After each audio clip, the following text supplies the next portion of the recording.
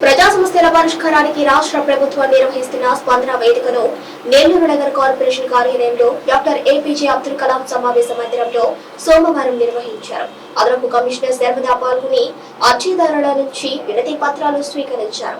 ఈ సందర్భంగా అదనపు కమిషనర్ మాట్లాడుతూ మౌలిక సదుపాయాల కల్పన కోసం ఎక్కువ వినతులు అందుకున్నామని, స్థలాలు, కాలువలపైన ఆక్రమణలు, జగనన్న కాలనీ స్థలాలు, టిట్కో గృహాల కేటాయింపు, కచ్చా కాల్పులు, డ్రైనేజీ సౌకర్యాలు, మంచినీటి కల్వెట్టులు, నూతన రోడ్ల నిర్మాణం, ప్యాచ్ వర్క్ పనులు వంటి అంశాలపై స్పందన వేదికలో అందుకున్న సమస్యలకు సత్వరమే పరిష్కారం అందించాలని అధికారులను ఆదేశించారు.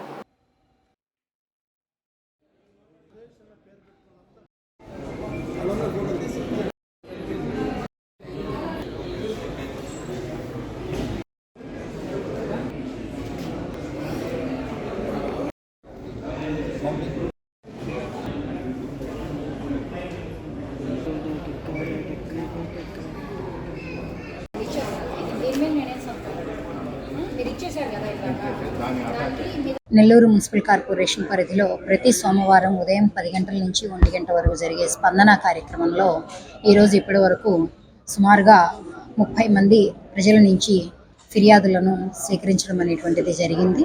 ఈ వచ్చినటువంటి ఫిర్యాదులలో అత్యధికం మనకి వీధి కాలువలు, డ్రైనేజీ, అలాగే చెత్త తొలగింపు, వీటితో పాటుగా ఎంక్రోచ్మెంట్స్, ఆక్రమణలకు సంబంధించినటువంటి ఫిర్యాదులు రావడం జరిగింది. కొద్దిగా హౌసింగ్ సంబంధించి లబ్ధిదారులు కట్టినటువంటి లబ్ధిదారుల వాటా సొమ్ము వెనక్కి ఇవ్వడం గురించి రావడం జరిగింది.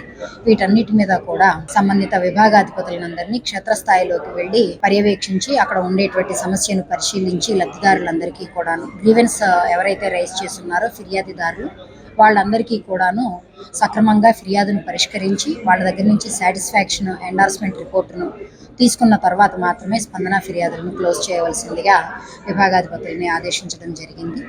అలాగనే గత వారం వచ్చినటువంటి ఫిర్యాదులకి ఏ రకమైనటువంటి పరిష్కారాలను తీసుకున్నారు, ఇంకా పరిష్కరించడానికి ఎంత టైం పడుతుంది అనేటువంటి దాన్ని సమీక్షించడం జరిగింది.